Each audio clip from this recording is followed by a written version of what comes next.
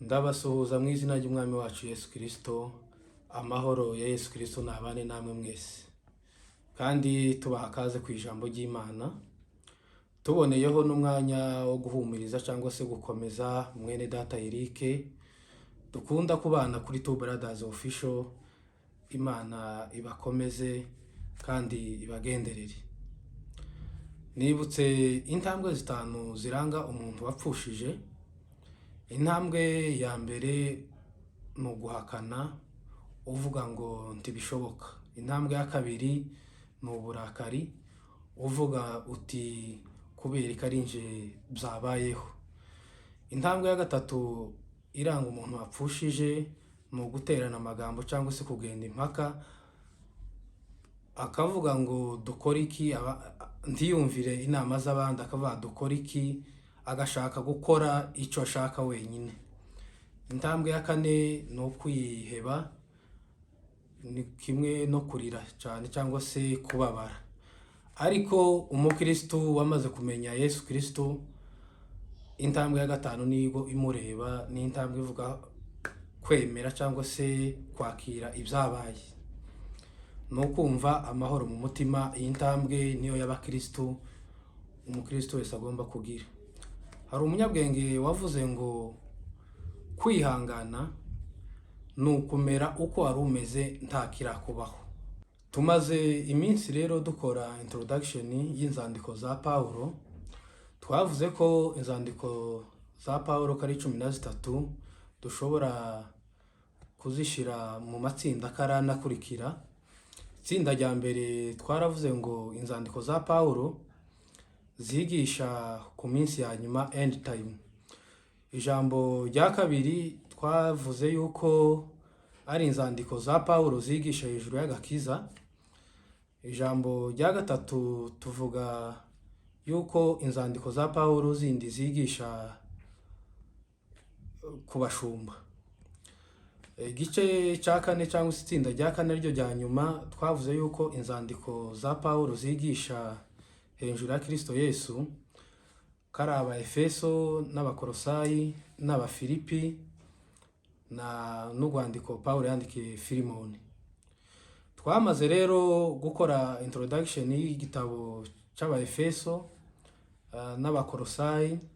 Uyu munsi rero turaganira ku rwandiko Paulo yandikiye Abafilipi. Rero reka turebe intangiriro y'urwandiko Paulo yandikiye Abafilipi, turebe ibyo tuza kurambura hasi. Ijambo rya mbere turareba izina Filipi, kabiri turaza kureba ubutumwa bwiza bugera muri Filipi, gatatu tuze kureba itorero ry'Imana i Filipi, kane tuze kureba urwandiko rwandikiwe itorero rya Filipi, gatanu turaza kureba intego y'urwandiko rw'Abafilipi. Ijambo rya mbere, izina Filipi. Umwami Filipo wa kabiri niwe wigaruriye umujyi wa Filipi, awita izina kubera izina rye. Uyu mwami Filipo wa kabiri ni se wa Alexandera mukuru.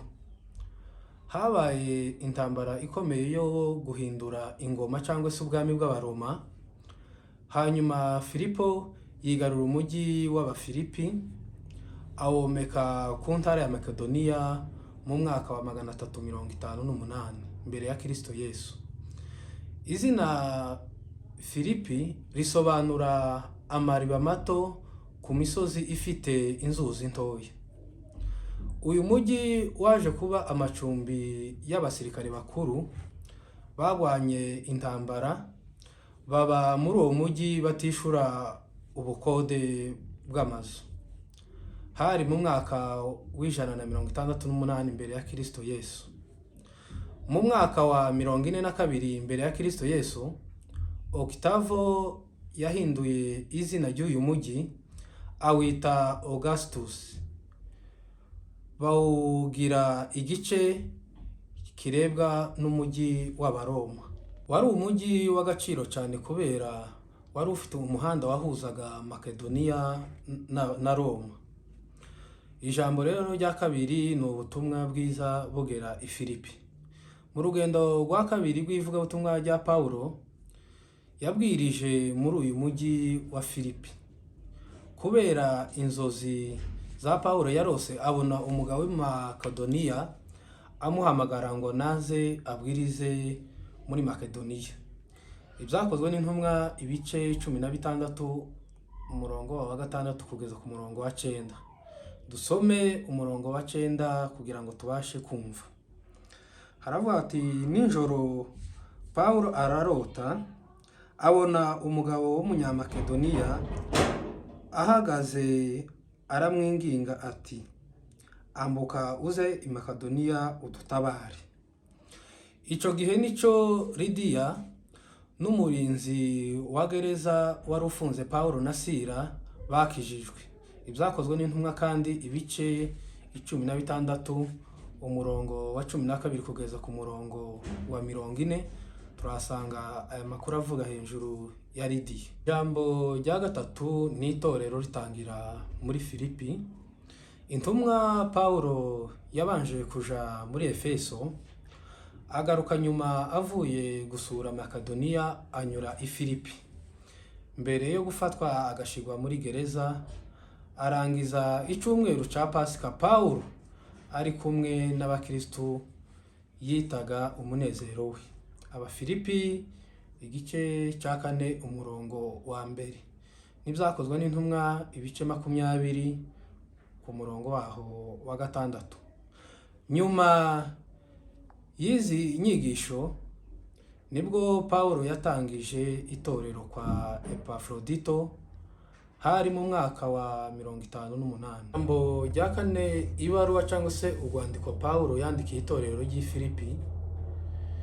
Iyi baruwa cyangwa se urwandiko rwandikiwe Abafilipi. Abafilipi ibice 4 umurongo waho wa 15. Intumwa Pawulo yari arimo kuvugana n'abakuru b'itorero n'abakristo b'itorero mu gihe yari kumwe na Timoteyo.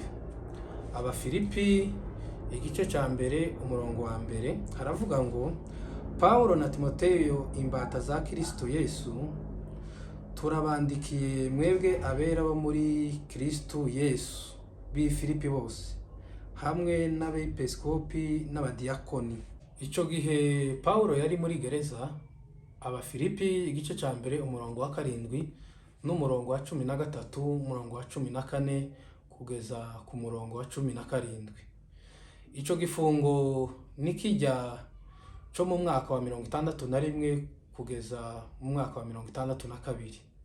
Ni naco gifungo ce ca mbere yari i Roma ategereje ko arekugwa. Abafilipi ibice 2 umurongo wa 23 kugeza ku murongo wa 24. Ijambo rya gatanu ni intego y'urwandiko rw'Abafilipi. Pawulo yandikiye Abafilipi kugira ngo bamenyeshe ko amafaranga itorero ryamwohereje ko yamugezeho. Byari bitandukanye n'izindi nzandiko yandikiye andi matorero. Pawulo yaboneyeho n'umwanya wo kubwira Abafilipi kwirinda kugwa mu makosa ayo ari yo yose. Tito niwe watwaye urwandiko agarutse mu rugendo rwe avuye gusura intumwa Pawulo muri gereza igihe yoherejwe n'itorero. Abafilipi ibice 2 umurongo wa 25 kugeza ku murongo wa 30. Usome umurongo wa 25. Icakora nibwira yuko binkwiriye ko mbatumaho Epafrodito mwene data dufatikanyije umurimo n'ubusirikare. Niwe intumwa yanyu kandi niwe unkorera ibyo nkeneye.